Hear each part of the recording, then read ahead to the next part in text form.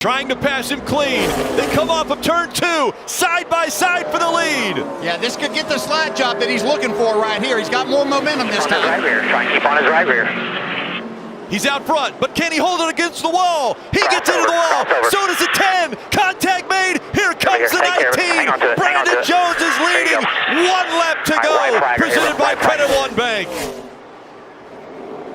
Brandon Jones takes the lead away from the 2 that have been fighting for the last 15 laps. And Brandon Jones looking to go to victory lane again.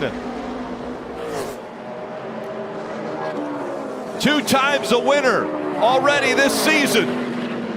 And Brandon Jones taking advantage of 2 very hungry drivers to get the win. And it's going to be Brandon Jones coming off of 4. He's going to win at Darlington. Hey, man. Good job. Brandon Jones is one of the most veteran Xfinity Series drivers we have out there today.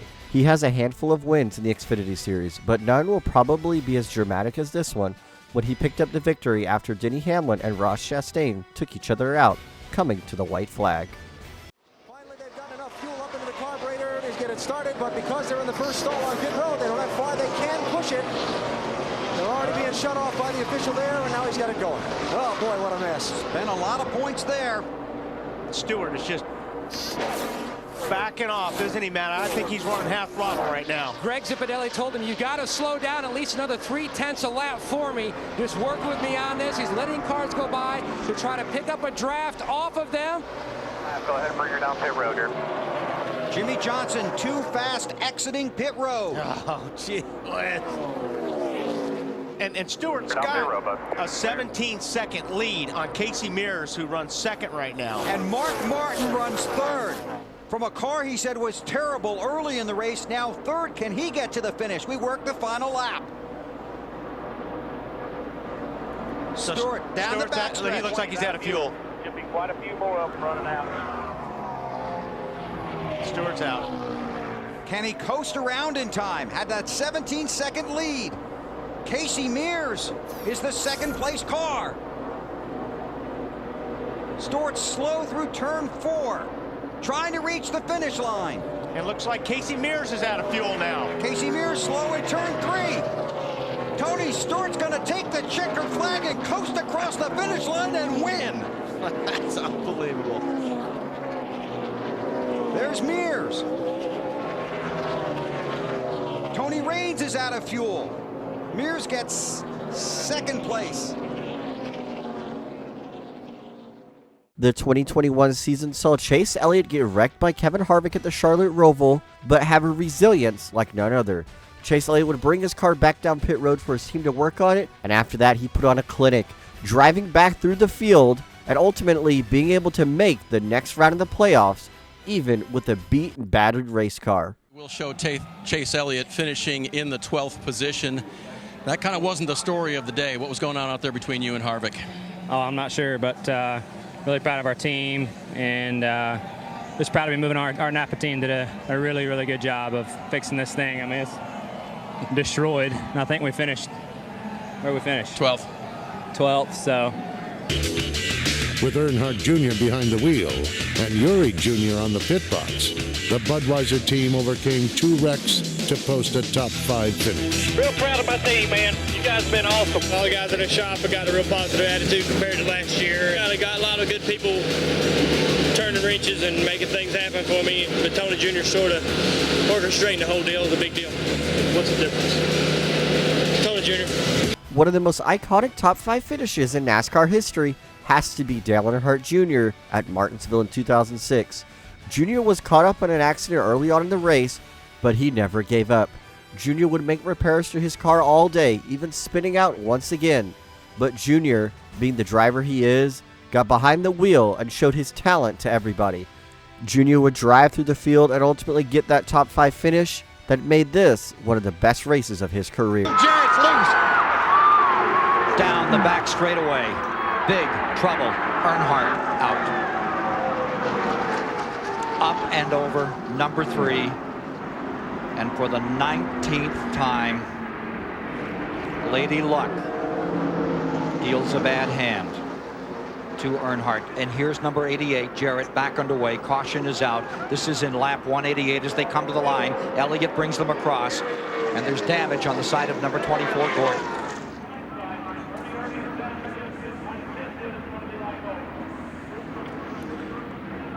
Walked away from another one on the super speedways. Earnhardt, let's look at what happened. Watch him come through here. Watch it turn sideways just a little bit. Bam, right into the wall there. Now everybody didn't have time to check up. I think Ernie got into the back and Terry got into the back of Ernie Irvin.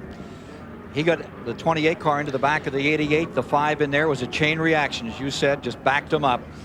And the result, dire straits for Dale Earnhardt. Jeff Gordon tried to pass Dale Earnhardt on the inside.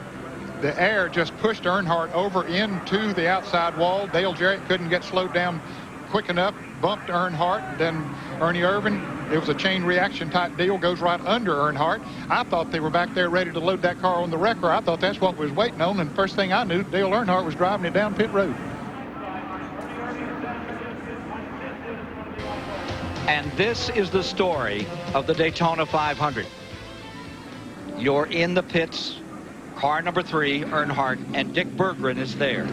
What a pile of grit. Earnhardt is in the car. He's barking instructions to the crew. They're trying to tape the left rear fender on. It's barely hanging on. They're taping the hood on. The roll cage has been sandpaper. NASCAR apparently has declared he must have a spoiler, so they're going to now try to get the back deck on the car. There's nothing mechanical holding it on. They're going to have to tape it on. This thing is so beat up. If Earnhardt can make one lap or two, it's an absolute miracle. He's obviously okay behind the wheel. Dale Earnhardt Sr. is one of the best drivers in NASCAR history, if not the best. He was a driver that hated DNFs, did not finish. If he had any opportunity to keep going after an accident, you know he would be back behind the wheel, even if it was off the pace. Well, Dale Sr. in the 1997 Daytona 500 was flipped over on the backstretch. Dale Sr. would get in the ambulance after being taken out and have to be taken to the infield care center as his day was done. But as he was sitting in the ambulance, he realized his car was still on all 4 wheels and looked decently intact. He bolts out of the ambulance and gets right back in his race car to finish the Great American Race in true Dale Sr. fashion. Want to go. White flag is out. Jimmy Johnson's slow. Jimmy Johnson is out of fuel. Biffle leads. White flag in the air. This is the last lap. Biffle may be the new Silver Fox. Well, hang on. We got a long way to go. We got Mark Martin sitting right there. Mark just moved to second. Biffle's, he looks to be slow. He's slowing. Is he slowing? He's off the pace. He's off the pace. Here comes Mark. He's barreling. Oh, my God. Oh, look at Biffle. He's shaking it. He just went to the switch. Here comes Mark. Oh, no. Half a lap from the finish. Mark Martin to the lead. Incredible. Does he have enough fuel? This is drama, dude. This is... Oh, yeah, he can coast from here. Out of He's 4. got it. Biffle's going to coast. He's got 4 wins here and another one today. Mark Martin takes the checkered flag of Michigan. Logano to the bottom, trying to hold his ground. That's going to be tough, though. But he's been running good on the bottom. If he can just clear Hamlin right there. No way. He's going to lose his momentum. They're going to touch hard. Are they going to make it? Make it back. Side by side. Kyle Busch closing in. Watch out for the third-place car, Kyle Busch. He's looking. Hamlin edges ahead. They get it. They touch. They touch. And here comes Kyle. Hamlin got on the ball. Hamlin spins down the racetrack. And Kyle Busch wins in California. I thought they'd be nice to each other. Leading the race and hitting the wall head-on was definitely not on Chase Elliott's bucket list, I assume. During the Charlotte Roval in 2019, he was leading the race and overshot the turn 1 corner on the restart. His car wouldn't be that much damaged, but he would have a long way back up to the front. But as Chase Elliott road course fashion, he put his talent behind the wheel and drove straight back up to the lead with just a handful of laps to go.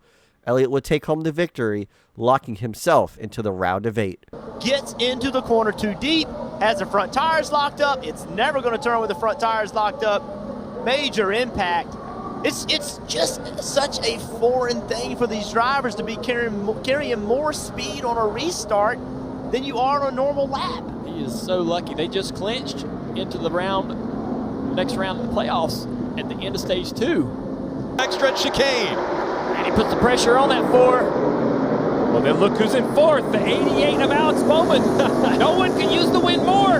The 9's all over the 4. Chase Elliott to the outside. To the outside. This will be the inside of the chicane coming up. What a move by the 9 car. He's going to take the lead. For the race lead, Chase Elliott. Does he get it? Through the chicane he goes. Chase Elliott's up front. 5 laps to go. Put on a dominating performance today. He'll win at the Charlotte Roval. It's going to be hard to get him. It's going to be close right here at the line. Can Keselowski try to win it? I don't know. I don't think he can step out until he waits till the last second and picks up. He goes to the outside. Is Edwards going? Oh, no. He turns him. No, no. Oh, and that destroyed the front end of Newman's car. No. Edwards will not make it to the flag. Oh, Brad Keselowski won this race. Unbelievable. Not now.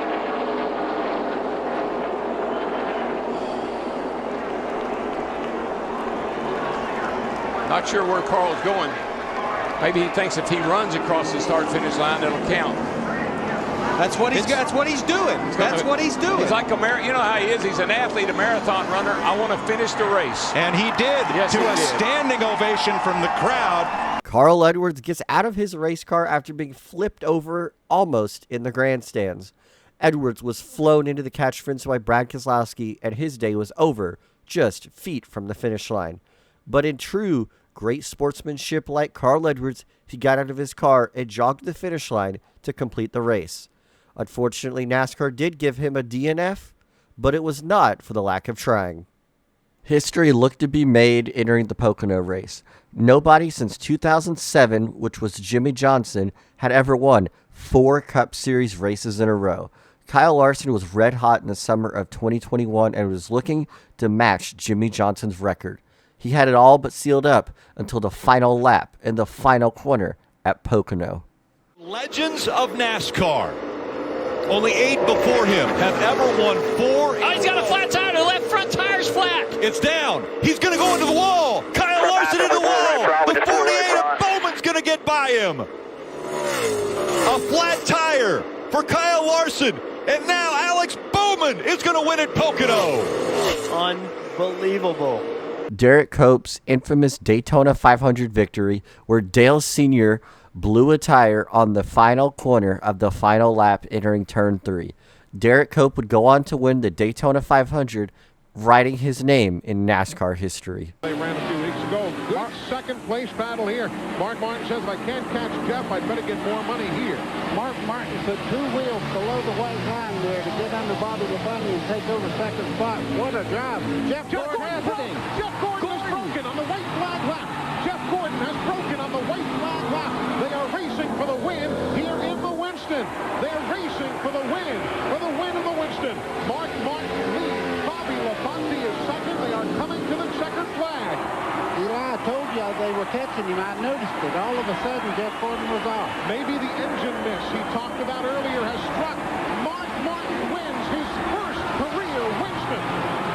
Unbelievable. Newman's beside the 42, and he's 42's in the wall.